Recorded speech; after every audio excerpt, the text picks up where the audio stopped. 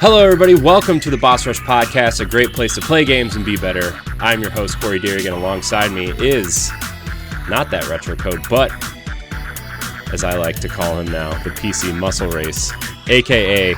Exodus 803, a.k.a. LeRon D. Hey, everybody. What's going on? You like that name, LeRon? I picked it myself. That name... I guess that's kind of what happens when you're on my social media and you just see a whole bunch of like workout stuff and just and of course like me hyping all this PC stuff. But I guess I'm gonna have to like sidebar some of the PC stuff that I'm hyping all the time because there's something else going on. But I will let you announce that first. Yeah. I mean, look, Ed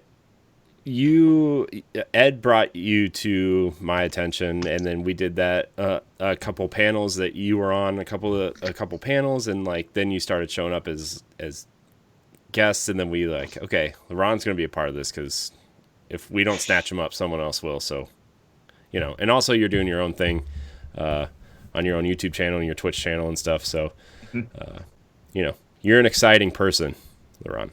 Just gonna wow. Lay it out there. But also joining us... Okay, hopefully I'll keep that energy. Hopefully. You will. I feel it. Also joining us for the first time, and also not the last time, new to Boss Rush. He's from LAN Party and Trash Talk, some podcasts that you should be listening to. None other than Logan Corkins. Dude, thank you so much for having me, man. I really appreciate it. Yeah, awesome. It's awesome. You're here for a very specific reason. Before we get into our kind of housekeeping stuff that we usually do at the top of the show, you guys are both here because people have been asking for the PlayStation show. The PlayStation show from Boss Rush Games is coming. Crossroads, the PlayStation podcast, is debuting live on Twitch on Tuesday, right here. And you guys are leading that show. Obviously not the only reason why you're here, but it is a main reason why you are here on this show today. Logan, before we kind of talk about the PlayStation show, why don't you tell everybody about LAN Party and Trash Talk, why they should be listening to it, and what it's all about? Yeah, so LAN Party is really just we try to be the channel for everybody. I mean, we literally have the content, I think, for everybody. We have anime shows. We have a sports show called Trash Talk, which you can catch on Fridays on Spotify and wherever you get your podcast. Then we have kind of like a hanging out, shooting the shit show on Mondays called the LAN Party Podcast.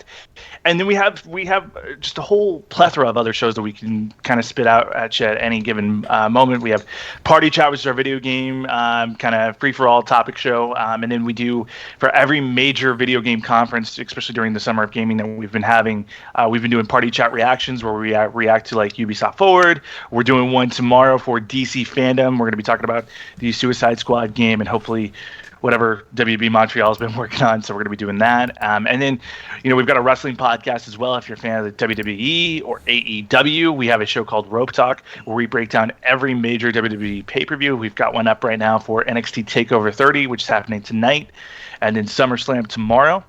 And then, for you music lovers, we have so much content for music. We've got a show called Drop the Needle, hosted by my good buddy Austin Campbell, and we literally just try to be the channel for everybody. I mean, hopefully there's something you can find within our channel list that you like.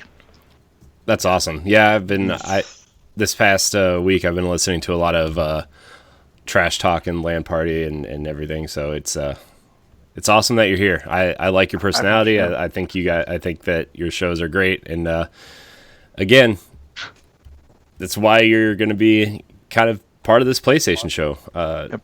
So before we kind of get into our topics, we have a topic that I think is kind of important to talk about, and we have a couple questions that we've been kind of saving for shows. But the PlayStation show, Crossroads, the PlayStation podcast, the feed already has one episode on it as a submission for Anchor and Spotify and Apple, whatever, just to get it on there before we launch the show proper. We put the audio version of our PlayStation 5 reactions to it, so it's up there. You can find it. Hopefully it'll be approved soon for, Apple either takes like 5 minutes or 3 years. So, that's the truth. I love Apple. It's it's there. But you guys are heading up our PlayStation podcast. You guys are exciting personalities. You guys come from kind of two different places within the PlayStation ecosystem. I'm very excited.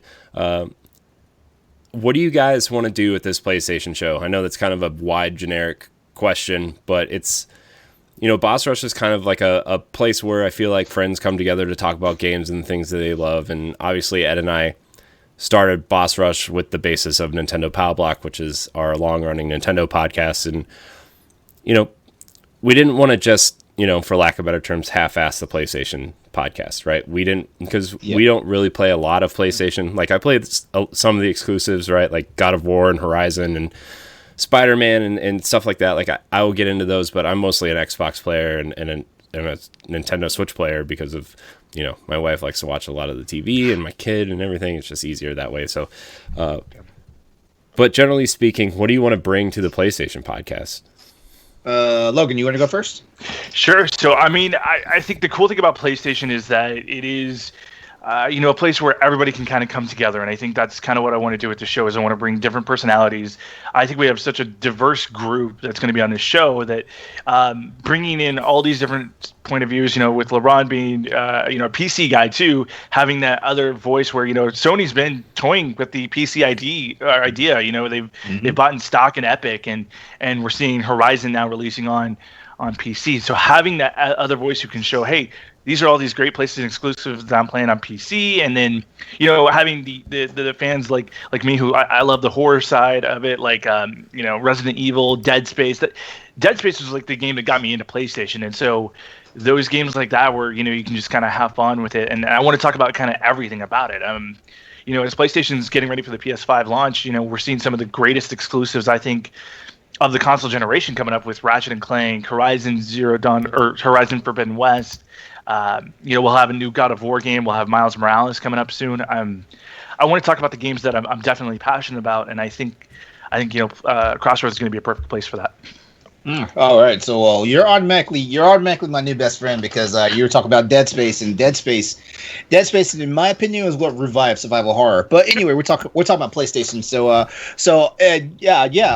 Originally, I was mainly a console gamer, and the PlayStation was my whole ecosystem. I did it all from the original PS1 all the way through to the PS Vita, and of course PS4 right now. But I shifted slowly over to computer gaming because I work in the IT field, so basically career fuels your passion and stuff like that. When it runs neck and neck with gaming, it's an obvious evolution at this point. But I'm very excited for PS5, and one of the things that I feel like we will probably do as far as Crossroads go is we want to keep that same energy that the other channels of Boss Rush Games has. We're gonna do everything from basically having variety show type content as well as just normal Q&As, and of course just a whole bunch of trash talking because Logan's a pro at trash talking. A little bit, yeah. Yeah, if Brody wears another Ravens shirt, man, I'm gonna have to. Yeah. Oh, it's not gonna be pretty. Yeah.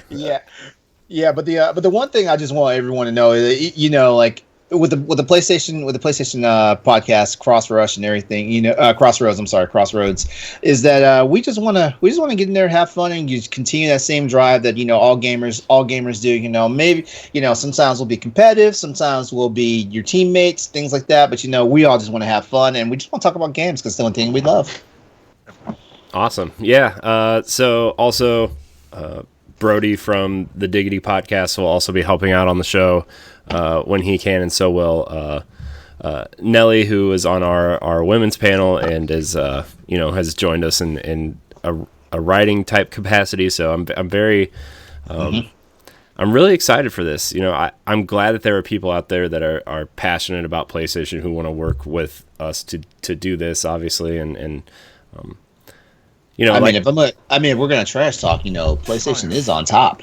That's fair. We're gonna trash talk. That's fair. Sorry, at least we have our exclusives launching or going to launch hey, with our watch what? Instead of 343 over there. Oh, sorry. Battletoads is a game that came out this week. Okay, so Oh man. Oh man, my passion is Nintendo. I don't mind throwing Xbox a jab here and there. Although I do host the Xbox show.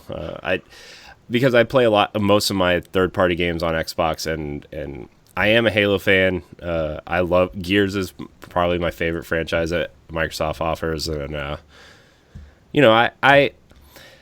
I think Microsoft has done a lot to turn the ship around, but they did not help themselves with that Halo showing, and obviously it's delayed. So I love that right after Halo gets delayed, right? Where Sony's VP of marketing comes out and says, "Hey, we're gonna have 20 games at launch," or it was some absurd amount. It's like, right? Yeah, we're just gonna come out with the big guns like right here, right now. We're gonna go and tell you this. Yeah. So I think, God dang it, I love you, Sony. Yeah, I think.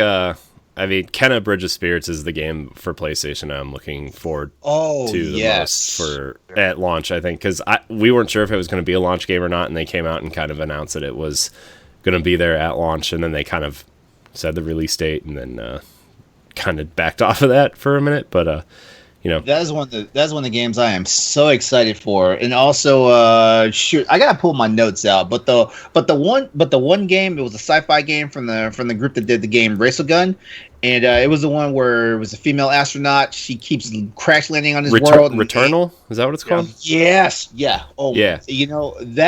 That feels like it's going to be, if it's not a launch title for the console, it's definitely going to be a day one pickup for me. Mm-hmm. Oh my god. Yeah.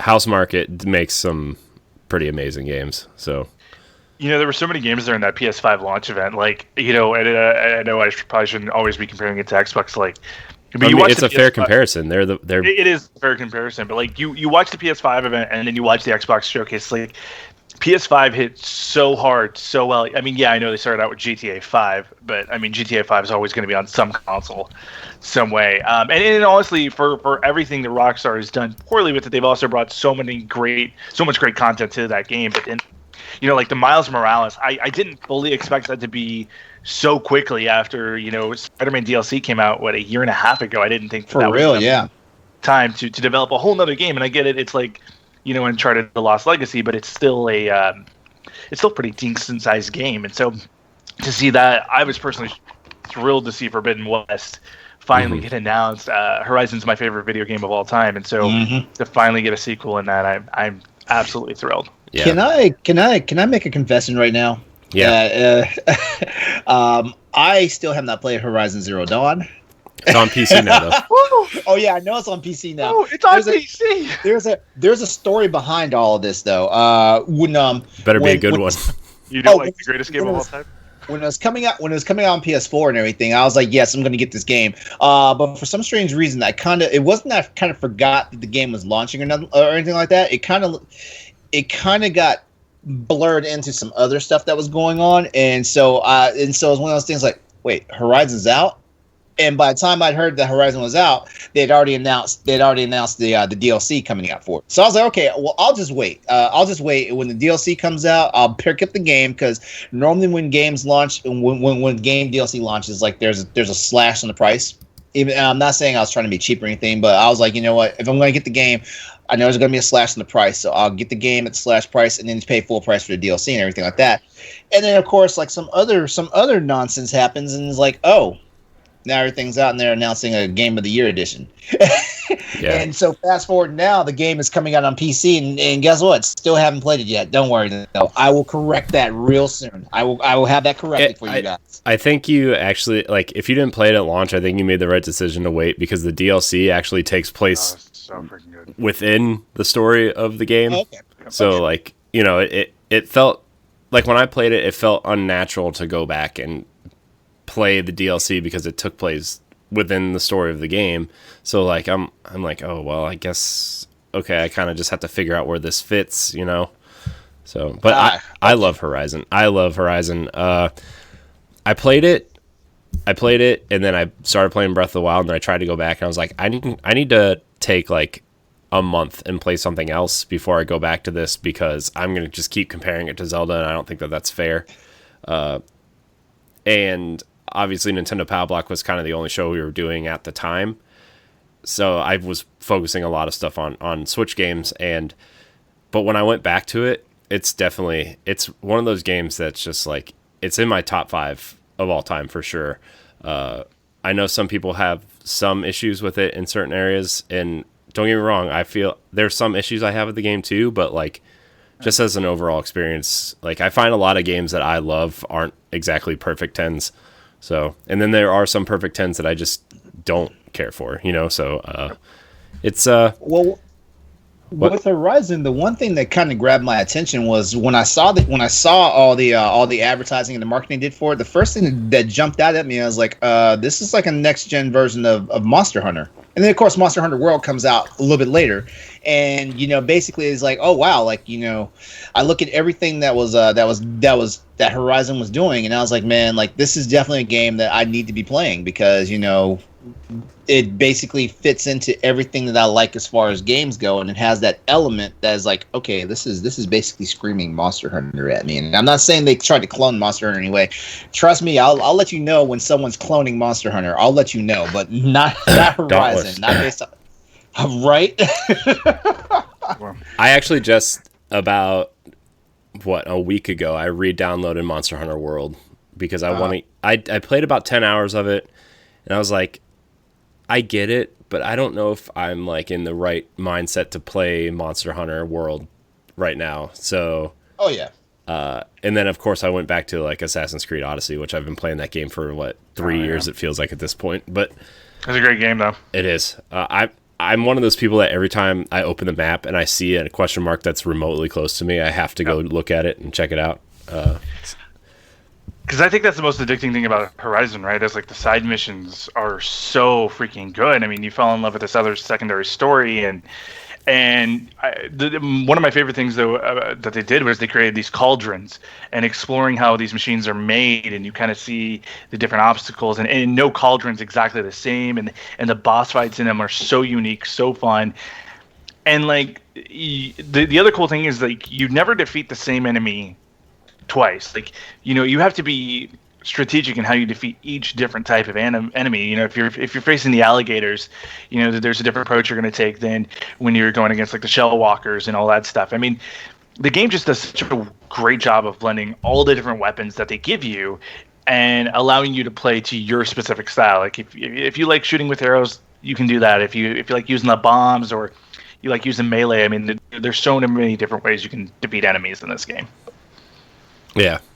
I also, what I really liked about it was just the way that the side stories really kind of affected the ending to an extent. Yeah. And it just really, it made the side stories really feel like they were worth doing, aside from the platinum, which is still my first and only platinum trophy, is the Horizon. But, well, and then the whole storyline with Elizabeth Sobek and like how do you prepare for the end of the world when really you only have about 3 years to do it?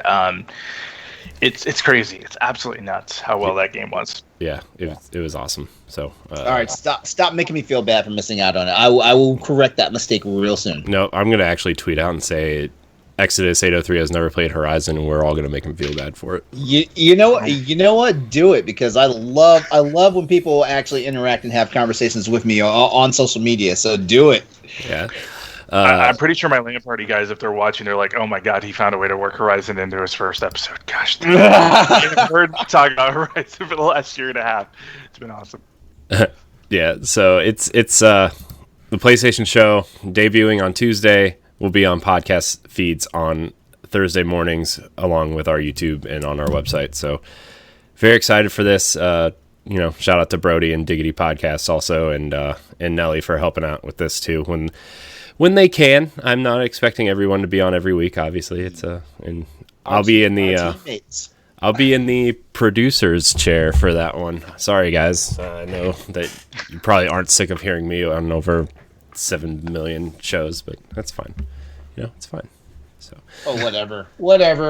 You're part of Lifeblood. Come on. I can't. I know. It almost has to be like that thing of like, remember what was it? Pardon the interruption, where where Tony Reale was like the fact checker. Like, Corey's got to be that guy. Yeah. Yeah. Just at the end of the show, I'm furiously taking notes on everything you guys are talking about, and then at the end of the show, I have to correct you guys.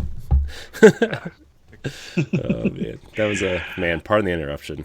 What a show. What a show. So.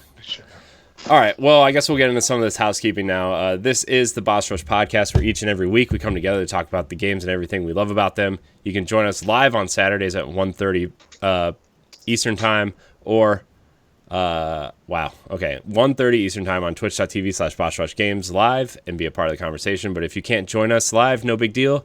You can head on over to youtube.com/BossRushGames and BossRushGames.com to watch our show every Monday on your podcast service of choice. Remember to like, subscribe, share, rate, and review on whatever I cannot talk today. Whatever platform you consume our show. It helps us with discoverability, and check out our family of shows wherever you listen to podcasts. So today's topic, it's been a pretty frequent topic in the industry these last couple weeks. Last week in particular with the Control Ultimate Edition and their recent statement. Free next-gen upgrades. Where's the cutoff, and what should developers be doing? Obviously, Microsoft is doing their smart delivery stuff and updating their first-party stuff as they see fit. Some third-party stuff like Cyberpunk is a big one. Assassin's Creed Valhalla is another big one. You will get the upgrade for free. Others are charging a little bit more money, like NBA 2K21 is the first $70 title that we know of. And obviously PlayStation's doing some things to make sure their major games are backwards compatible, along with probably most other ones, so I'm sure God of War and Horizon will be two that are getting the major updates, and Spider-Man. So what are your thoughts? Because Control was getting a lot of crap about this last week with their Ultimate Edition stuff. Saying that if you haven't bought the game already, you can buy the Ultimate Edition in September. You get the free next-gen upgrade, but people who bought the game, the base game, or the game and all the DLC are not getting that as of yet. So, LeRon, you want to start this off? Give me 1 second. I'll be right back. Okay. Yep. All right. Well, I've seen all the fallout behind everything that's going on with Control, and my thoughts are, in all honesty, I feel like you can't really fault them for how they're approaching this, because in all seriousness, let's look at this. There's a section of just not even just gamers, but the consumer market that they wait for stuff like this to happen, like a game of the year or an Ultimate Edition and things like that. And it's one of those situations where a lot of people sometimes you're rewarded for being an early adopter, and then you also feel like you're being punished for being an early adopter. So it's one of those tricky balancing acts that a lot of people have to do. I mean, there's a lot of games and stuff that I get day one that I know I'm like, okay, I know ultimately in the end, when they finish their complete development cycle and everything, they're going to drop one edition that's going to be ultimately cheaper than everything I invested in that. But it's one of those balancing acts that us as consumers have to deal with. So I do not fault them at all for their model of what they're going to do with this upcoming release of Control. I don't fault them. At the same time. And it's something I kind of preach about. You guys have heard it on a couple of the podcasts I've been on. It's one of those things where sometimes gamers can feel entitled, and I get it because we are fans, and ultimately at the end of the day we can control the pocketbook for the companies and stuff. But also at the same time, gamers also need to take responsibilities, for sometimes the things that they get versus the things that they want, because. In all seriousness, we're launching into next gen. If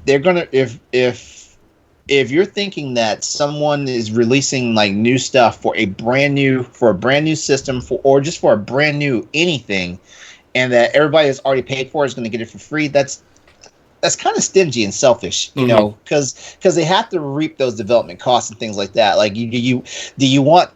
Here's a good question for the audience. Do you want Control to be the last game that ever gets released from Remedy and that group, because they decided to take every single loss just to make sure that everybody that's played it before can play it again next gen? Or do you want to be able to continue supporting this company so they make fantastic games like this in the future?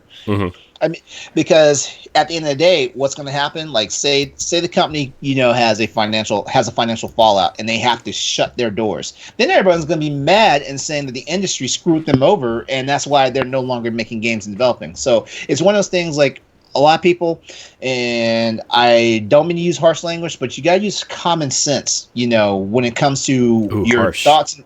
Yeah, your thoughts and your expectations about what you want out of your games, and ultimately, you don't have to buy you don't have to buy this new version of Control. If you've already bought the DLC and you've already bought the base game and everything, you've got the experience. Mm-hmm.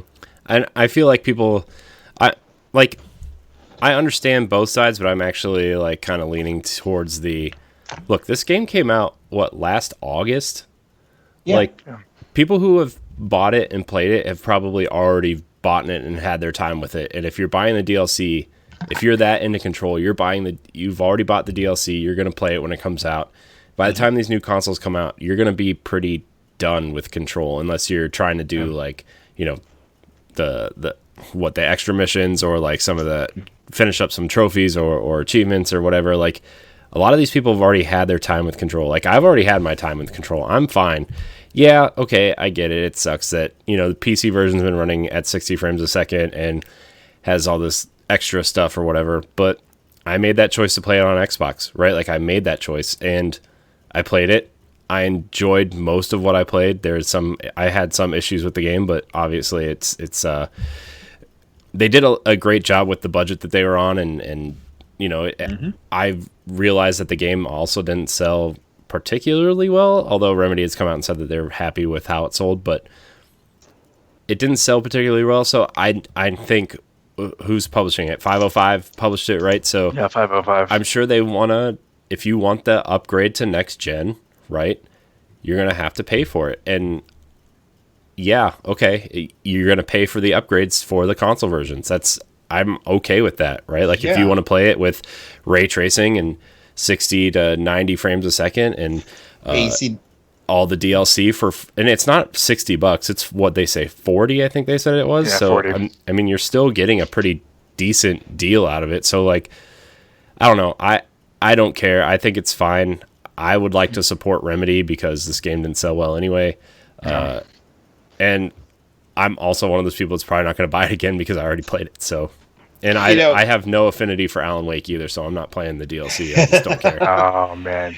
When you say, like, when you actually throw out the actual price tag that the version's coming out at, you got if you think of it as a consumer, this is like basically taking your car into the detailer and putting a whole new body kit on it. You're not spending the same exact money you spent on your car when you initially purchased it. Mm-hmm. And of all these features and everything, these are upgrades that like technically like would be an arm and a leg, depending on how you spend your money elsewhere. So so there's another thing to take into consideration. I guess sometimes we look at video games as not just a hobby, but also like a financial burden sometimes. And a lot of people, like, I mean, I fall into consumerism all the time. I have literally millions of games that I bought that I was planning on playing and have not played yet, but I'm still spending money on it. And that's one of those come to Jesus moments that gamers, if not consumers as a whole, have to reconcile themselves with. See, I look at it like this. Control was my game of the year last year. I thought it was just absolutely fantastic, especially in the horror genre. It did a great job just telling an incredible story, and just the look and feel of it was completely different than anything else I think we had seen before. It did give me some Dead Space vibes, which of course I loved. But when I think about the next gen, it's like, I applaud studios like Insomniac that are supposedly remaking Spider-Man 4 PS5, which is awesome. But like, you think about the life cycle of a console. If you bought the PS4 at launch, you've gotten a good 6, 7, 8 years out of it. Mm-hmm. I mean, take that for what it is. I mean, you spent $300 on a console. You've definitely gotten your money's worth. If you can't plan ahead and say, hey, look, and I get it, this year's hard because we have no idea what the price tag is. We have no idea what the release date is. Yeah, if you can't August. Plan ahead, it's August and we have no idea, and it's supposed to be coming in holiday. I think, you have to plan ahead, and you have to look at this as like, if I'm a serious gamer, yeah, I should probably not plan on playing these next gen games on my current console. I should think about, hey, do I want to get the PS5? Do I want to get the Xbox Series X? Whatever that choice may be. If it's Xbox, of course, it's wrong. But oh, there you go. If you want to buy a mini fridge, that's okay. You're good. Oh, snap. I gotta say, I would like to buy a mini fridge. I hope you open the door and there's just like a special something in there for you, waiting for you to... But like, you gotta plan on buying that next console, because I mean, there's so many games that we think are going to be at the PS5 launch that are going to be so much better on the PS5 because of the controller having all the sensibility to it that it does, and ray tracing is going to be, I think, bigger than people realize. And yeah, I mean, you just got to plan for PS5. Yeah. I was speaking of the ray tracing part. I was watching the Digital Foundry breakdown of the Halo Infinite demo, and how people are comparing screenshots to Halo Reach that came out in 2010 to this Halo Infinite demo, and it's like they were saying, yeah, everything looks flat because that demo didn't have any of the ray tracing stuff that wasn't planned for launch. It was coming next year, but they said this is why this looks flat. This is, ray tracing is actually going to make a huge difference, and they used Control as an example of here's what the game looks like without ray tracing. Here's what the PC version looks like with ray tracing, and it almost looked like a totally different game. And I mean, I'm not trying to be a Halo Infinite defender or anything. I'm just saying, like, ray tracing does make a huge difference when you're looking at a game, and I think you're right. I think ray tracing is kind of like the next big thing, and I think it's going to make a lot of games look a lot better, and just. Hopefully everybody has their OLED TVs ready to, screen wipe, because it's going to be a lot of just staring at stuff for a while. As a techie guy, if any gamer wants to have an idea of what ray tracing can do for a game, look at Red Dead Redemption 2 with and without ray tracing. And you will just see exactly, because it's not even minute detail that changes. Like Red Dead Redemption 2 looks like a completely different game when you turn ray tracing on. Mm-hmm. I mean, even look at the Minecraft demo. Minecraft is a great one. Minecraft, that it's going to give every kid epileptic seizures when you turn ray tracing on. Probably, but it still looks great. There's so many colors. I was like, "This is Minecraft." Maybe I need to play this game. Yeah, right. Like I said, I'm gonna have both consoles at some point eventually. I said I will buy a PlayStation 5 when Horizon comes out next year. It'll come out, and I'll buy the PlayStation then, right? Like, and then I'll probably get Ratchet and Clank and Spider-Man with that. So I'll have those to play. And I said I'll buy the Xbox Series X when games I want come out to it, and Gears Tactics is being positioned as their console launch game for that. And I mean, it looks like that's the console I'm getting first, right? Also, hosting the Xbox show, that's probably the thing I should be doing anyway. But at this point, like, I don't know. Man, it's so hard because, like, Kenna looks awesome. There's so many different games for both consoles that look great at this moment. But then you look at the Xbox showcase and what they showed, right? Like, a lot of that's way far out, and the one game that was supposed to be their kind of centerpiece for this launch is delayed. And Forza is going to be a game. A lot of these games look like games as a service, and probably because they're building it around Game Pass instead of just the console itself, which I think might be an advantage of what Sony has in terms of like the story, like, because they focus on single player games that tell great stories, and how do you do that when I mean, Psychonauts is great, but like, that's not exactly God of War, you know what I mean? So yeah, that's fair. So I don't know, I'm kind of in the camp of, yeah, okay, first party games are going to be upgraded for the next consoles, that's great, but they also have the first party budget behind them, especially with Microsoft with Game Pass having that extra income every month from gamers.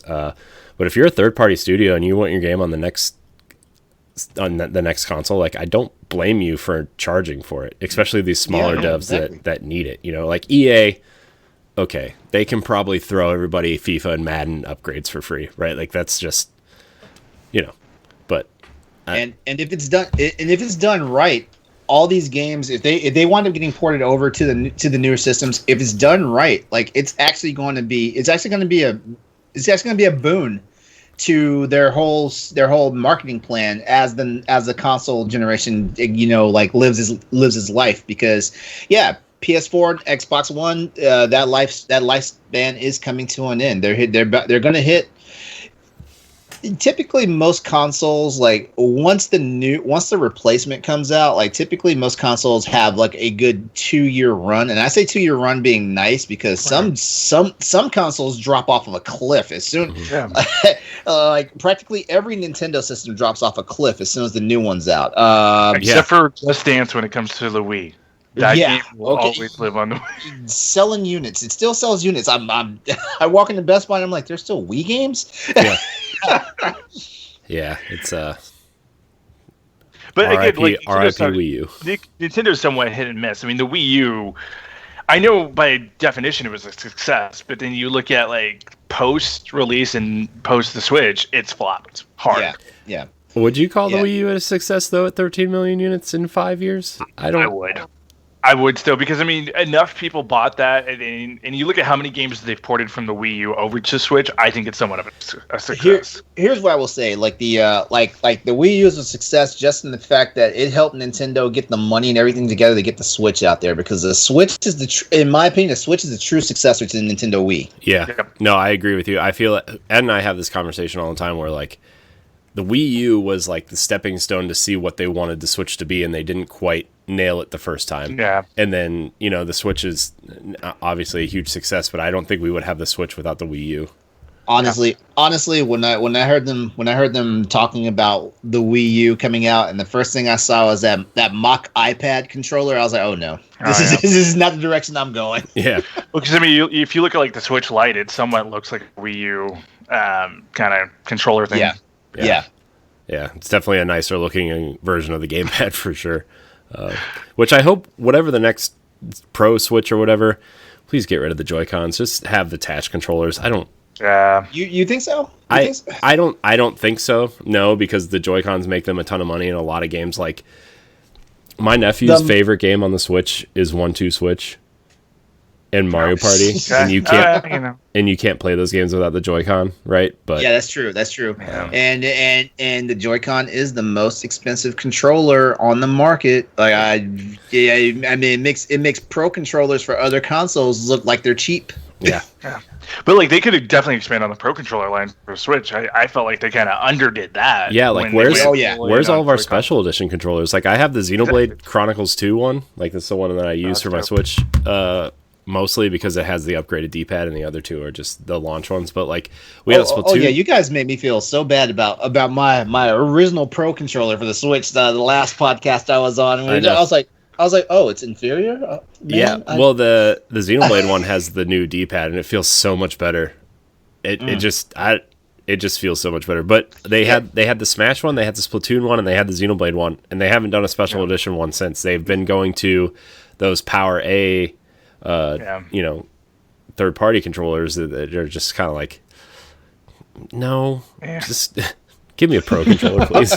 But like, I think Sony could take a big lesson out of Nintendo of like, with the PS4 controllers, they gave you as many colors as you can think of, but they didn't give us game-specific controllers, and I really want that personally. Like, I've seen mocks of like the Miles Morales PS5 and controller. It's like, dude, I want as much customization as I can on this next generation, because it's like what Nintendo's done with their Joy-Cons is something I totally wish we had in. And I am so happy I got that Uncharted Edition light blue controller. Yeah. I am so happy because that thing disappeared fast. Yeah. Although Sony did say I think a lot of them are getting reprints because of the whole you have to play PlayStation 4 games with PS4 controllers, I think. Is that what they said? PS4 controllers, yeah. But I'm not that upset because I've always loved the DualShock controllers, the DualShock design. I'm not that broken up. I mean, hopefully they drop down in prices a little bit, but I'm not that broken up about it. Yeah, hopefully they drop them to like $40. Although you can get the black ones on Amazon for about $40. So yeah, I'm always surprised at Sony. Well, I'm not surprised, but I wish they would go the route of Xbox Design Labs and just let you do that. But Because that was that Elite Controller 2? What was the one that they talked about like in June? That was freaking awesome. Yeah, I can't remember exactly what that was. I think it's the Elite V2. So yeah, me too. Which I would like to have one, but I'm not spending $175 on a controller, especially with a 2-year-old running around. Company. Every major company has like their little niche or their specialty as far as what they do with their branding and stuff like that.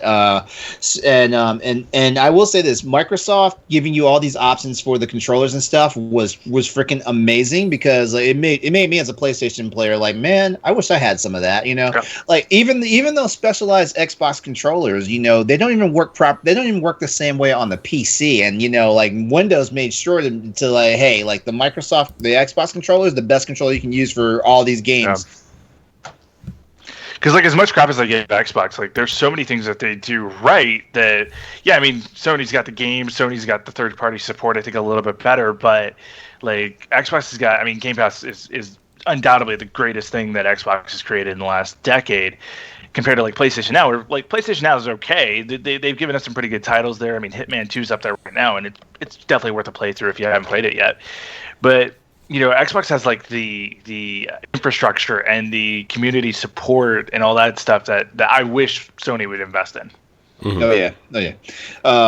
Here's the one thing I will say, because like Microsoft and their Xbox brand, they've been making some fumbles lately. But the one thing I will always say, is that Microsoft did the entire gaming community a favor, especially when they launched Xbox 360 and then of course got into Xbox One. They kind of did the same thing that Apple has been doing to a lot of the consumers. Like they're giving you something that you didn't actually know that you wanted or needed in this part of technology, and it's the one thing, like I said, like it always looks like on paper like Microsoft is always taking a loss with their Xbox brand and stuff like that, but the stuff they do basically is future proofing the way gamers go about how they do things, and I'll always give them kudos for that, even though I will probably never be an Xbox champion. Yeah. I mean, Xbox takes some risk. I mean, I the one thing I absolutely love that they did this year was xCloud being a part of Game Pass. I mean, Stadia was never, I think, competition for them, but it was like, hey, here's the technology that we've got a little bit better infrastructure on anyway. Let's throw this for you for free if you have Game Pass. I thought that was just absolutely genius. Mm-hmm. Yeah. Yeah, I mean, I think Game Pass is. I think Microsoft is selling Game Pass, and then the boxes are where you're going to play, right? Like, play on your phone, play on your Xbox, play on your PC. I think Game Pass is the platform now that they're selling, and they don't care where you play. And I think that's their mindset now. So, yeah, I don't know. We'll see. But we have some questions. And one actually ties into some of the stuff we were talking about just now. But D'Angelo Garcia writes in, he says, "Hey, gang, the new consoles are coming out this fall. What is going to drive you to purchase one of them, if at all?" So we've kind of talked a little bit about them, right? Like we've talked about, obviously, PlayStation versus Xbox. What's the launch lineup kind of looking like? Like what's going to drive you to buy one of these consoles? Are you guys getting one this fall? Or are you just going to wait and see? Obviously, we're all fans of something here, but is that fandom enough to buy a box without a killer app launch title? Absolutely. I will. PS5 will be a day one purchase for me, mostly because I do think Miles Morales is going to be there at launch, and I've been such a huge fan of everything Insomniac's worked on, from Sunset Overdrive, which I get it, Xbox title, but PlayStation owned now though. Yeah, PlayStation owned now. Which, please, let's get a Sunset Overdrive too. I mean, that's long-term dreams. I wonder if they're going to try to make a deal with Microsoft to get that first game on, because Microsoft owns the publishing rights, and I think if, like, once these new consoles come out, Sunset Overdrive's old enough now, like maybe they make a definitive edition for PlayStation, and Xbox Game Studios just publishes it on PlayStation at this point. So I look at Titanfall as kind of the example for that, because Titanfall 1 didn't come over, and I don't think Sunset Overdrive will ever make it to PS5 or PlayStation at all. But I think Sunset Overdrive 2, absolutely. I think that's a more realistic thing, because with Sony, they're going to have to build different things around. I mean, with the enhanced controller and all that stuff. I mean, And we know this game's probably not in development at Insomniac right now, with just their hands being in so many other things right now. Right. But I mean, if it comes, I unless they did like a $100 version that does include a port over for PlayStation, but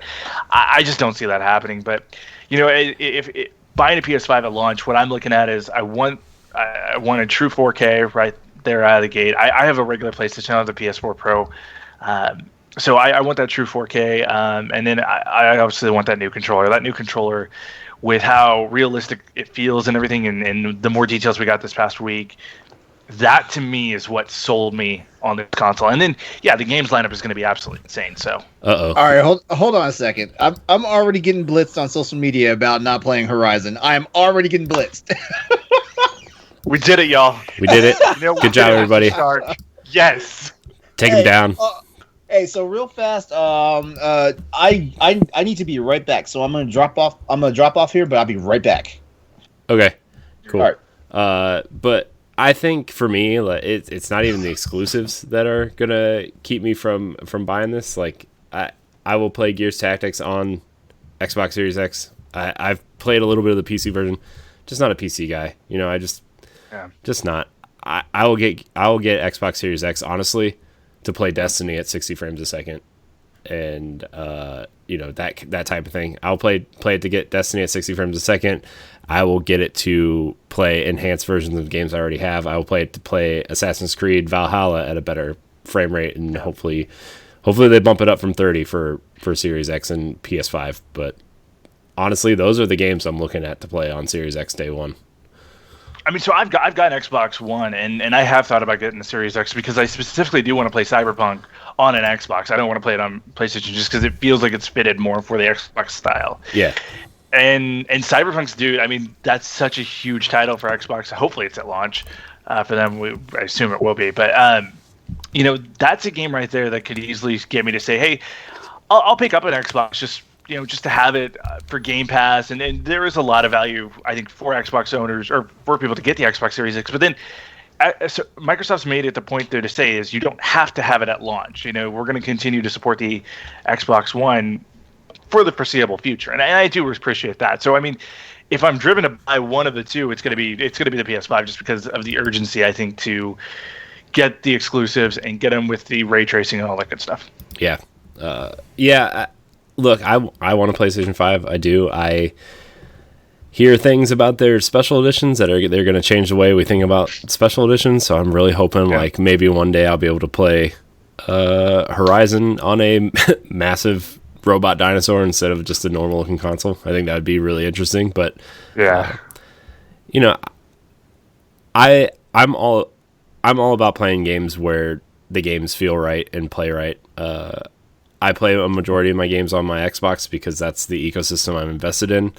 But there are games that I feel like play better on PlayStation just because of the way, the sticks are, or like a lot of platformers I feel like play better on PlayStation, right? Like I just feel that way. A lot of first-person shooters play better on Xbox. I like the staggered stick stuff for first-person shooters. But overall, I will definitely own both consoles at some point, and So I completely get what you're saying because like when I play Rocket League competitively, if I'm playing just casually, I'll play it on Xbox. But if I'm playing competitive, I have to have it on PlayStation just because I'm so much more used. I'm used to that setup a little bit more than I am playing it on Xbox. Exactly. Yeah. So, LeRon, what do you think about these next gen consoles? What's going to get you to buy one?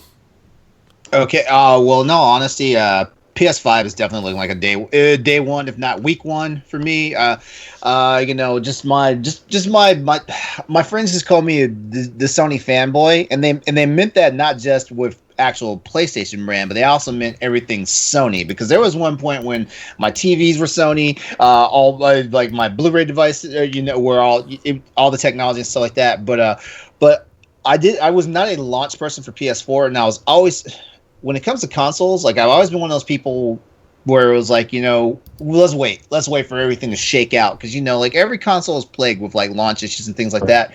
But just everything I saw at PS5 was like, no. If I miss the launch of this, people are going to think I'm an idiot. And So there was no absolute one thing sale for me. Like everything I saw on that showcase for PS5, and I even did a reaction video, on my YouTube channel for that. Everything I saw in the reveal video and everything was like, you know what? Oh, I don't even care if you guys didn't give me a price. I don't even care if you guys didn't give me like the actual launch date and stuff like that. I'm getting it. And Best Buy just sent out a notice to everybody, to like all their customers, saying PS5 pre-orders are open now. Guess who plopped their money down? They're open now. I got an email for it about a week and a half ago. As a matter of fact, I got the email when I did my road trip to Pennsylvania for work. I got that email, so yeah, it's been about a week. I know. I think Brody and I were going to talk about, or I think we were going to talk about this on Tuesday. Is that I think we're getting a price and date this week.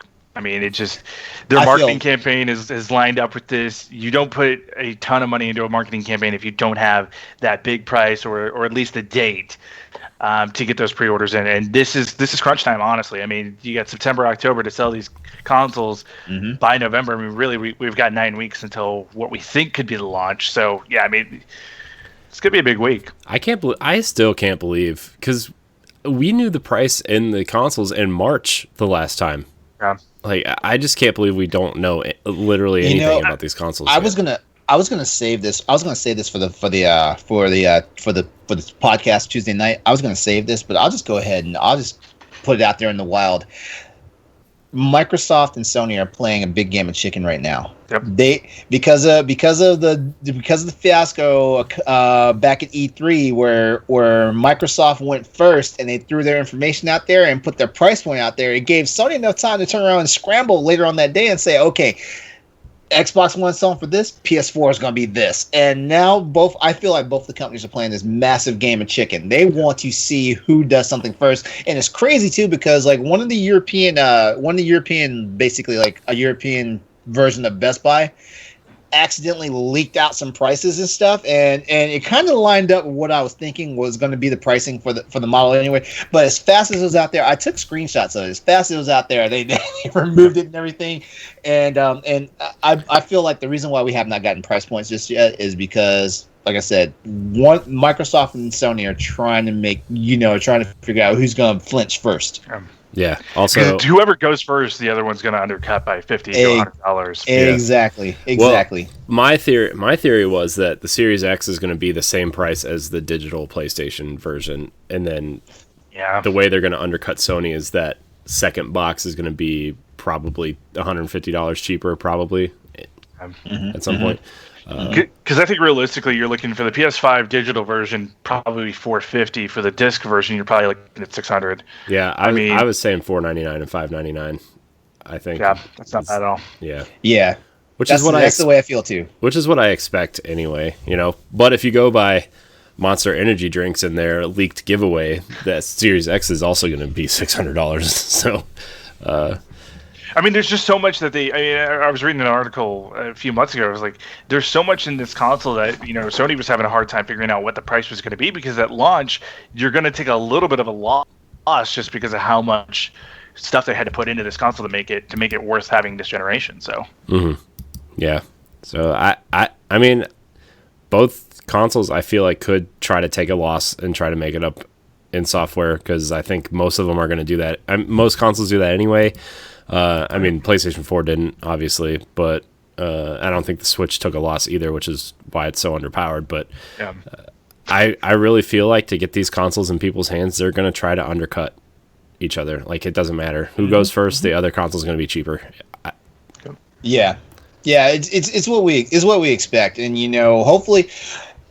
hopefully what equalizes this whole thing going into like the PS6 era and Xbox, whatever they decide to call it, the next era, is that both companies between the two different console generations take enough of a loss hardware wise that they're like, you know what, we got to keep the board as even as possible, because I'll say it early, and I'll make sure to repeat it again on the Crossroads show. I'll say it right now. I feel like the the focus on the games is ultimately what's going to win. But then again, the focus on the games has won every other console generation. I mean, hardware aside and stuff like that. Because there are certain things the Series X is edging out the PS5 on as far as technology and hardware goes. But there's also other things that the PS5 is edging out on the Series X as well. So and of course Nintendo's just we coast. We coast because we know that outside the hardcore environment where Xbox and Sony resides,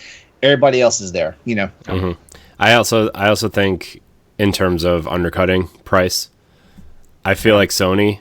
If PlayStation's more expensive than the Series X, I think Sony can get away with it just on the pedigree of their first party alone. If Series X is more expensive, I don't think Xbox could get away with that. I guarantee. And I feel like here's the thing about it. Like, okay, so let's say in some bizarre world, like Series X undercuts Sony to the point where it feels like Microsoft is going to win the console generation. All they have to do is just revive some of their older franchises, and once again, people will be back. They will spend the money. Okay, but see, here's where I'm going with this: is that why would people buy the Series X when, like, Halo, their heaviest hitter, is not going to be there? When you have, Cyberpunk's going to be there, but, like, there's not a ton of exclusive right out the gate that Xbox has got over Sony. I mean, Sony, Ratchet and Clank, we know, should be ready to go, and Miles Morales. I mean, those are two huge franchises that you can't just... Microsoft doesn't have anything to that degree that I think they're going to be able to launch with. Oh man, Logan, we're going to be the greatest on these Crossroads podcasts because it's the same thing I said. It's the same thing I said. The main thing that prevented me from getting Microsoft the Microsoft consoles, starting with the 360, is the fact that they want to make sure that the PC gaming side also had access to those exclusives and stuff like that. And I'm not saying it's a bad model, but when you look at a guy like me who's put a lot of money into a PC, right, and the PC already can do things leaps and bounds better than the current consoles, what's the point? Exactly. Because even with Mass Effect, and everyone knows I love Mass Effect, but the fact that they couldn't keep Mass Effect onto a console. And they really messed themselves up when they decided. Well, I mean, they really messed themselves up when EA got it, and it wound up becoming multi-platform. I wanted to play in the Mass Effect trilogy in one big box set on PS3. Yeah, right. That's the one mistake we sometimes talk about on Arsenal X, where when Mass Effect 1 was published by Microsoft should have bought BioWare as soon as Mass Effect was a hit. They should have. But now, like, the thing I love that Xbox has done is they've bought incredible studios across the board. I think one of the biggest acquisitions was actually Tim Schafer. Tim Schafer's working on Psychonauts 2. He's a ingenious creative director. The only critique I've ever had of him is that it takes forever for him to produce a game. But that's because he's so meticulous and he wants to make sure everything's as perfect as he can when it launches. Xbox has done a great job of setting themselves up for the Microsoft Studios platform going forward. It's going to be, though, 2 years before any of those major games that they're working on really come to life and everything. And that's where I think Xbox kind of got a little bit ahead of themselves. Was like they should have done this in the middle of this generation. We're starting to buy all those different companies and stuff like that. I mean, I know Sony bought Insomniac. What was it? Was it a year and a half ago? Or no, it was last year. It was beginning of last year, I think. Last year. And so, like, Sony kind of thought of that as, hey, we can start doing this now, and then we're going to set up for the PS5 launch. We're going to set up to have Miles Morales there, and then we're going to set up for all the other stuff that they're going to bring. But then, like, Xbox bought, what is it, like 12, 13 studios, something like that? Yeah, they have 16 studios now. So right, yeah. But to me, it's going to take forever for them to develop their games. Yeah, but to me, like, it's almost like, I don't know if quantity always equals quality in terms of that, but also like Obsidian is a great developer, right? We saw that with the Outer Worlds. That's now a Microsoft franchise. And Exile's releasing Wasteland 3 next week. It's multi-platform, but that is essentially an Xbox brand now. I think Obsidian's new game Avowed looks like the Elder Scrolls game that people want within the Pillars of Eternity franchise. So and then whatever Fable ends up being. And then Ninja Theory's doing Hellblade, which looks incredible. Like that trailer looked incredible. I know it's just an in-engine teaser or whatever, but it looked incredible. I'm almost hoping they turn that franchise into something like Horizon instead of just the small. Don't get me wrong, Hellblade was amazing, but I think if you want this to make a bigger impact, you need to make the game feel more mainstream and have people experience it that way instead of just this small, tiny experience. So, although I did love Hellblade a lot. Now, Corey, where do you go on this? Because, okay, we've seen Sony put a major investment into the Epic Games Store or Epic Games just in this past year.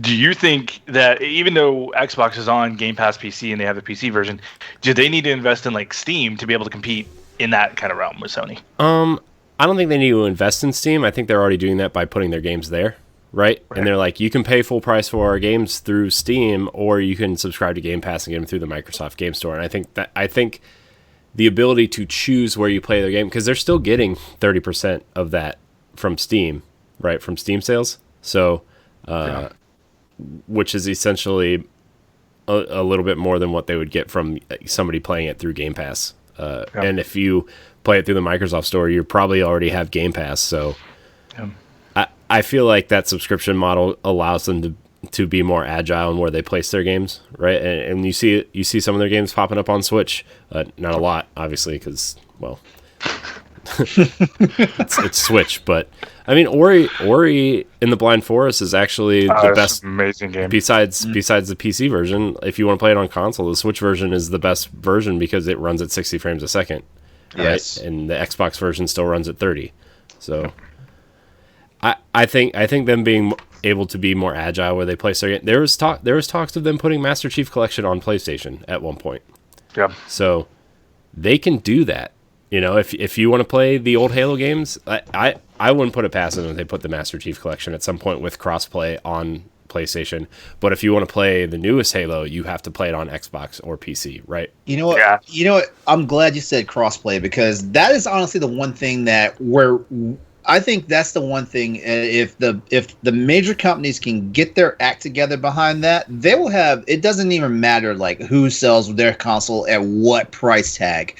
They will have the most fortuitous path with sales at that point.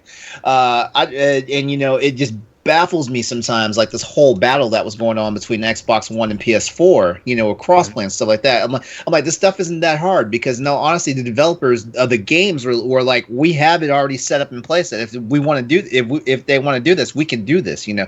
Yeah. So crossplay would be amazing, and also game, you know. The more diverse and cutting edge that gaming has become over the generations, the more it's starting to look like there's about to be a like not just a ceiling but also a bottom floor, and it looks like we're going to see more and more games that were. I'll put it like this: when Cuphead came to Switch, okay, I knew something incredible was shifting with the gaming market, because we're going to see a game that's like supposed to be exclusive to Xbox come to a Nintendo system. I was like, the world's not ready for this. And just look at how things have happened since then, you know. And you know, I'm not even talking about Cuphead coming to PS4. Just the fact that games that we never thought we would see on a competitive on the competition's side are there now. Yeah. Essentially, you know, it's going to be like buying a DVD player at some point, where I think at some point, not anytime soon, but at some point, you're going to be able to buy a box that just plays everything. Or you're going to be able to if cloud gaming takes off, it's going to be an app on your smart TV or something, you know, and it's sad. Like I enjoy having the box under my TV, and just, I mean, we're all grew up having these boxes underneath, right? Like it doesn't matter. But like then you see, like, you look at phones, for example, you can play Fortnite on everything, right? You can play something except for Apple.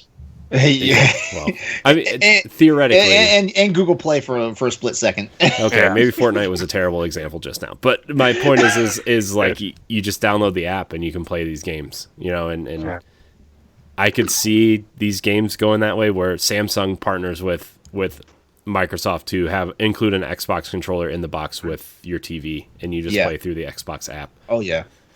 I think the problem with crossplay is that we've seen that Sony has too big of an attitude to really drop their end of it and say, hey, yeah, we'll allow Xbox players to play. I think it's going to take a game like Overwatch 2, where there's going to be a huge competitive market there, and Blizzard saying, hey, you know what? Fine, if you guys don't want to do crossplay, we're going to give Xbox a better exclusive here, or we're going to give Xbox some advantage there, to finally get Sony to say, okay, screw it, fine, we'll do it.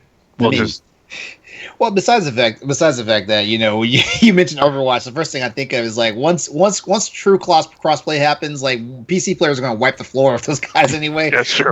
But then we're also going to see like really cutthroat things happening. Like people are going to be in the lobbies like, oh, this guy's a PC player, he's automatically on the team. Yeah. Well, I mean, like, and you're kind of seeing that with PC crossplay now, right? Where you with Call of Duty, for example, you can choose to queue with people without keyboard and mouse support. Yeah. So I think you're going to see, as crossplay becomes a bigger thing, you're going to be able to tweak your settings and be like, well, I don't want to play against controller people because I'm playing with mouse keyboard, or I'm only playing with controller. I don't want to get clobbered. So well, because like Epic was so smart when they released on iOS before Apple was jerks. They were like, hey, we're only going to put you in other games with mobile or with mobile players because there's a distinct disadvantage there. Yeah. I'm just going to tap this guy. He's going to die. So,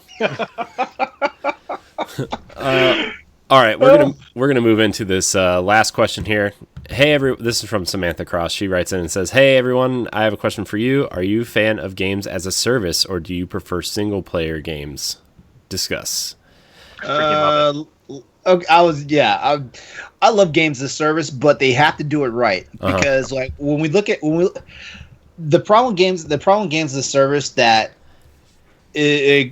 you wind up getting the gamers distrust if it always seems like you're pushing out product that may be incomplete or whatnot, and that's the slippery slope that games as a service has to go through.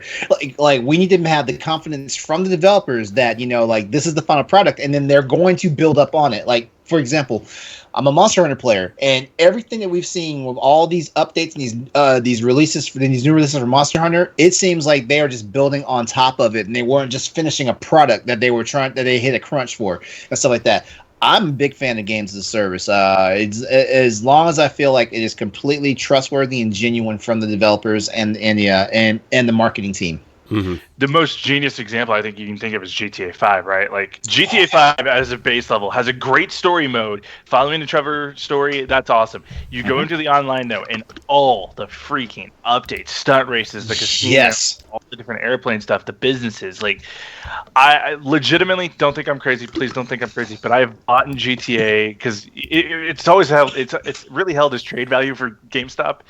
I have bought and sold that game 9 times now. Now I bought it digitally finally, but like I keep coming back to that game because like they just keep adding so much to it. It's crazy. Then you have like the games that fail. I think Destiny 2 is an example of it where it failed at the beginning, and then Destiny's been able to sort of right that ship. The one that's going to be interesting to me is Square Enix here with Avengers. I mean, they've said this game is coming. It's going to be lasting forever, and we know we got Spider-Man coming to PlayStation users, and I assume we're probably going to get more heroes. Like in the beta, as much as I've played the beta, like there's an easy comparison where you can see how Ant-Man's going to be able to fall into this game with some of Kamala's powers and stuff. It's like, okay, I can see how they're going to be able to bring Ant-Man into this. You can definitely see the archetypes they're building with these heroes, and they're going to like War Machine, right? Will be an Iron Man clone probably. Absolutely. Yeah, sorry, I didn't mean to interrupt you. No, I see like, Hulkbuster will probably be another. Through that data mine, Hulkbuster was one of the data mines, right? But it'll probably play like Hulk, Well, I mean, yeah, you can. I mean, technically, Hulkbuster you can already access as Iron Man's super, but yeah, you can definitely see where they're going to go with this. I would be shocked if they didn't put X-Men into this at some point too. I mean, people have been begging for a good X-Men game for years, and Avengers is an easy place where you could fit them in as well. Mm-hmm. Yeah, I wonder how much control Marvel has over that. We're like, okay, we're working the X-Men into MCU, so maybe we want to time the X-Men release in the Avengers game with the the X-Men being introduced. Like, there's a rumor that I don't know how steel plated this is, but Shia LaBeouf is up for the role of Iceman in the introduction of MCU X-Men stuff. So like if he's introduced, maybe you introduce Iceman as an X-Men character, or maybe one or two characters, like maybe Iceman and Pyro or something, or I would love to like see here in Storm November come in, when we've got Black Widow coming out. I mean, all the Black Widow side characters coming into the game, or maybe you have specialized missions that take you through some of the movie stuff as well. I mean, remember, I mean, back in like the mid 2000s when these Marvel video games were also following the movie storyline as well, and you could be they would literally just put in clips of that as your what do you call it? Like, cutscenes. Yeah, you'd have cutscenes from the movie. I think that'd be so cool just to have like when Doctor Strange into the Multiverse is coming out. Like we get Doctor Strange in the game, and we get Natalie Portman's Lady Thor coming in for Thor: Love and Thunder. In all seriousness, I used to play a mobile game called Marvel Contest of Champions, and they did a phenomenal job of whenever like new events was happening in the MCU. In the MCU, not the comic books, in the MCU, whenever stuff was going on, they found a way to tie in that mobile game to the stuff that's going on in the MCU, even if it was like very, very loose. Because I remember they brought Cable in. Right when there was an announcement about Cable showing up in the second Deadpool movie. And even though like Cable's interaction in that game didn't have anything even close to doing with like Cable in Deadpool, when they pulled him in, it worked, and it caused people to just throw their credit card numbers in and buy all that all the microtransaction stuff. Plus, like when you could release a character early, like when the marketing cycle starts, and then when the movie comes out, you could sell them skins or something like that. I don't know. I mean, games as a service is a tricky thing. Like I think the battle pass has become a pretty standard thing now. Overwatch, you still buy loot boxes and stuff. Like you said though, LeRon, I like a game as a service if they're doing it correctly, if they're doing it, without, of course it's a business, they want to make the most money they can, but if they don't seem maniacal about it, I think it's okay. I play a lot of Destiny, right? That's a game that's had its ups and downs for this thing, but like they have their $40 expansions every year, and then each season within the expansion is $10, right? So they do that with the battle pass, their version of the battle pass, and it's cool, but it just depends, Like I still prefer single player games as well, but like I said, it just depends. I think everybody has their, as of now, like their game as a service game or one or two that they play, and then they'll when they're kind of tired of that or their friends aren't on or whatever, they migrate to their single player stuff. And because I played a lot of I'm trying to finish Assassin's Creed Odyssey before Valhalla comes out. I still probably have like 300 hours to go, but dude.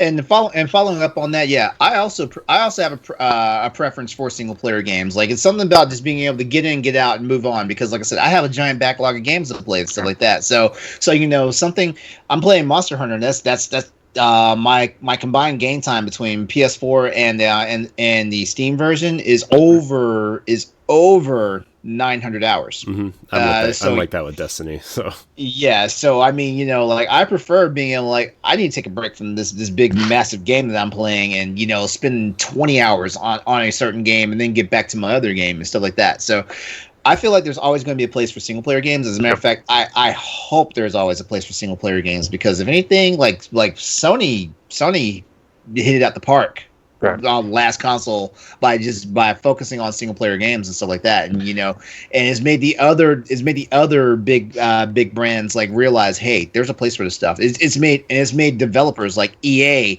and EA and Activision realize, oh wait, there's a market for this. Why aren't we doing this? Well, because I think, I think Sony's been very aware that their audience is getting older, and as we all know, we have families, we have lives, we have things outside of video games. We can't always get together to play games as a group like we used to when we were in our younger days. And so that single player attraction is, hey, I can play at 2 a.m. when I'm trying to make my newborn fall back asleep, and I'm doing this, I'm doing that. I mean, I think that's kind of the way it goes. Going kind of back to the season pass thing for a second. I think microtransactions have been that thing that have been under fire for so long with different games and stuff. I want microtransactions to become that thing of where it's, instead of being like skins and stuff like that, I want it to just be, let's just buy the expansion pack for Avengers. Let's get the X-Men pass in here. Let's do that, or whatever Destiny's doing. Like, I think Destiny 2 has actually turned into kind of the way I think microtransactions should be handled in the future, instead of like how Battlefront 2 did for a little while and Fortnite kind of does all the time. I mean, I want it to be more about the content rather than just like skins and everything like that. Mm-hmm. Yeah, for sure. I've also dabbled in a few other ones. Like, I think there's some games as a service that seem like okay single player experiences, like The Division. I played the entire The Division by myself. It was fine, right? But like Destiny, like you said, is I like the way that Destiny does it. And if you want to sit out a season, you don't buy the season pass, right? Like, it's just whatever. So that's all of our questions. They did show off Gotham Knights. I don't know if you guys just want to wait for that for Tuesday, but it looks like an interesting take on maybe a game as a service. I was hoping for Batgirl, but hey, I'll take Gotham Knights. I mean, Batgirl is a playable character, so okay, fair enough. It's Robin, Batgirl, Nightwing, and Red Hood are the four. I can live with that. So, well, I think that's gonna do it. You guys played anything interesting before we get out of here? Tony Hawk Pro Skater beta. Yeah, how was that? That has been so much fun. I feel like I'm 10 years old again, doing crazy tricks all over the Foundry. It's been unbelievable. Yeah. I just downloaded and installed Battletoads. Hadn't had a chance to play it yet, but I plan to crack into that a little bit this weekend. Just for if anything, just for the nostalgia, and also I just need to like get a little more flex on my Game Pass subscription right now. Yeah. Well, you could download some Flight Sim if you want to. I'm actually thinking about that just to test how good my computer is, because the last Flight Sim game was wrecking people's computers, and I just want to see how mine stacks up. I'm pretty sure the level of entry for this Flight Simulator game is substantially lower than the last Flight Sim game. Yeah, because aren't they like streaming the assets in from big maps? I think they said. Yeah, so, yeah, they are. Yeah, I saw Major Nelson fly over Walt Disney World on his Twitter feed, and I was like, maybe I should just download it just to see what it's like. So, but yeah, I've been I just downloaded Battletoads this week too. I haven't played it yet. I've been playing some Destiny and making progress there, and that's kind of all I can say at this point. There's the Solstice of Heroes event is going on, where you have to grind out for this really special armor that is only going to last you for like a year. So yeah, I don't know if it's worth it. I've got friends yelling at me to get back on Monster Hunter because like Monster Hunter started a whole new like event cycle right now, and it's like everybody's like, "Hey, get back on this," and I'm like, I have stuff to do. Yeah. Corey, I do want to ask you. You mentioned in a tweet earlier you've been playing the Avengers beta. What have you liked about it, and what have you not liked about it? Oh yeah, I did. I played a little bit this morning. I want to like it. Like, I feel like every character just play like Thor, for example, right? I feel like I played God of War and I know how that game feels. And it just feels like every character is like the way they feel and the way they move and just the way that the combat works is like, I've played this game before and this just feels like a B tier version of that game. But like Iron Man, I'm like, why didn't they just steal the flying from Anthem? Or the Hulk? The Hulk probably feels like they did. Yeah. The Hulk feels the best, honestly. Like the Hulk is the character that feels the best to me so far. Every time I pop into a Twitch stream that's doing the Avengers, like all I'm seeing is Hulk players. That's all I'm seeing. Yeah. Hulk feels the best. Black Widow. I only played the part where she's fighting Taskmaster, and I'm like, okay, well, I'm just dodging and punching at this point. It doesn't. I don't really have an opinion on her. Kamala Khan feels interesting. Like I think she's okay, but like walking through the woods as Bruce Banner in that first kind of story mission, I'm like, why is he floating? Why is he floating? It doesn't feel like I'm walking. I know that's stuff that they can probably fix and stuff, but I want to like it. I think maybe this games as a service model that they're doing, I don't know how deep it's going to be, right? Like I don't know if it's going to be Destiny levels deep where you can add mods to your armor and whatever. Are they going to have universal armor and then specialty armor, stuff like that? But so far, I like it. I don't love it. I don't know. I think it's kind of a wait and see at this point for me. I also want to see if some of the issues I'm having will be fixed with next gen versions as well.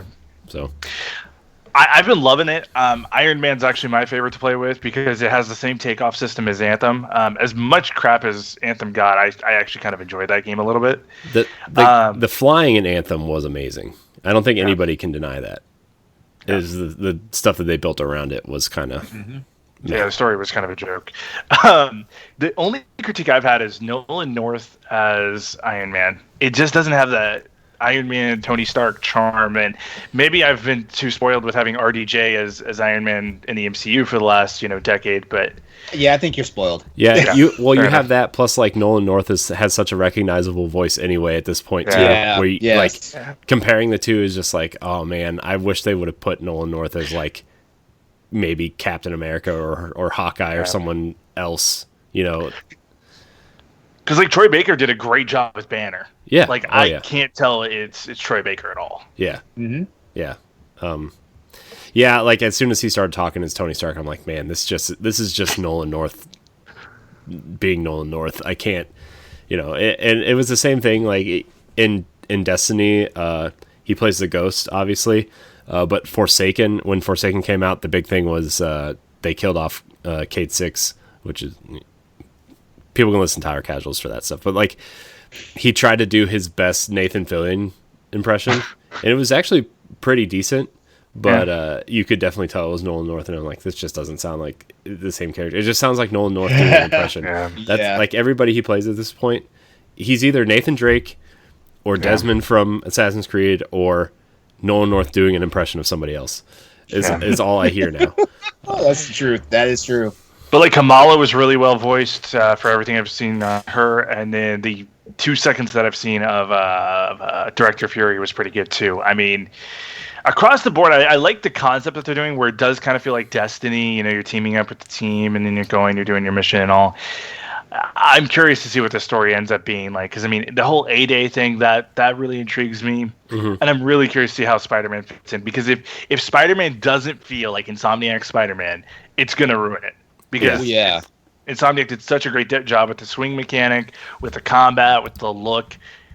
Yeah, it's gonna be curious. Yeah, I want. That's another thing too. Is like I'm kind of waiting to see if playing a Spider-Man is going to be worth it too. Like having him there.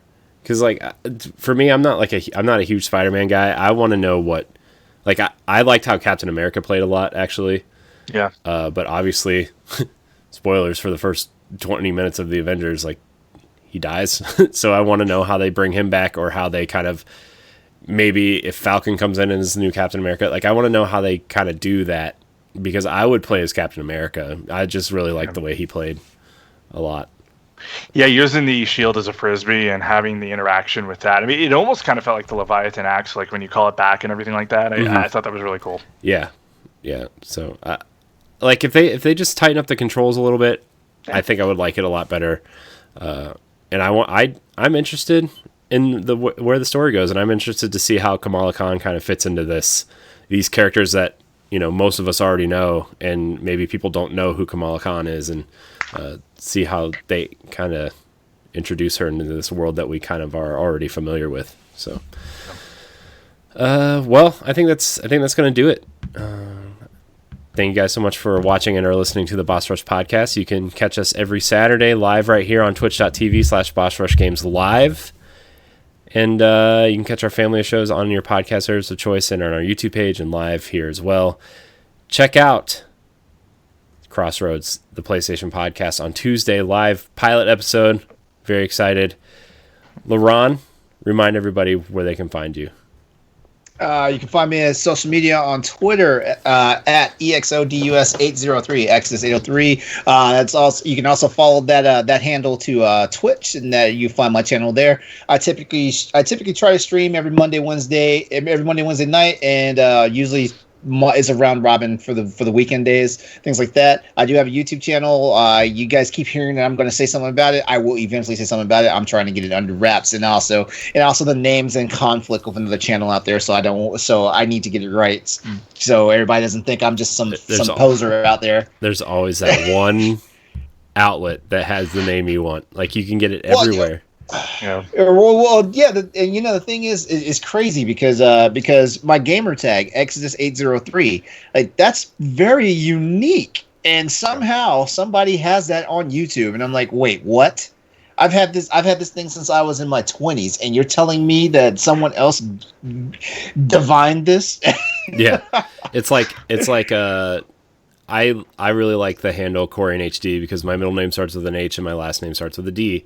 And I literally had it everywhere except for Twitter, where one guy has it, and he hasn't tweeted since 2014. And it's like, just give it to me, dude. You clearly aren't using it. Yeah, I don't want to be the douchebag that like gets in contact with this person that has Exodus803 and be like, hey, I noticed you haven't posted anything in 8 years. Can you deactivate your account? Yeah. Sometimes you can contact YouTube or Twitter, and they'll fix it for you, but that takes forever. So thanks for giving me that idea. I might just do that. Yeah, do it. I've been trying to contact Twitter for like a year and a half now. So we just have to put money in Jack Dorsey's pocket or something. I guess that's what it is. I'll slip you this nice Washington if you let me have this. Logan, thank you for being here as well. Where can people find you? So you can find me on Twitter at Logan Corkins. That's LoganCorkins, or catch me on Land Party. We're available anywhere. You can get podcast services, Google Podcasts, Spotify, all that good stuff. And then you can catch me on Instagram, Logan Corkins27 on Instagram. Check it out. I post a lot of food pics, and I'm from Kansas City, so it's always going to have some sort of barbecue in it. Yeah, that thing you posted the other day was I was salivating. So instant hard. Drool. The Z-Man sandwich, man. Oh, it's a Kansas City classic. Oh, man. You can find me at I am Corey HD on Twitter and Instagram. You can also catch me on Nintendo Power Block, our Nintendo show. Please check out our family of shows. We have something for everybody. You can also find me on Tower Casuals, our Destiny podcast with Josh Finney. Very excited for the future of that show as well. Big things happening here at Boss Rush Games. Very excited for the future. So, I want to thank everybody so much for watching and or listening. And until next time, we love you.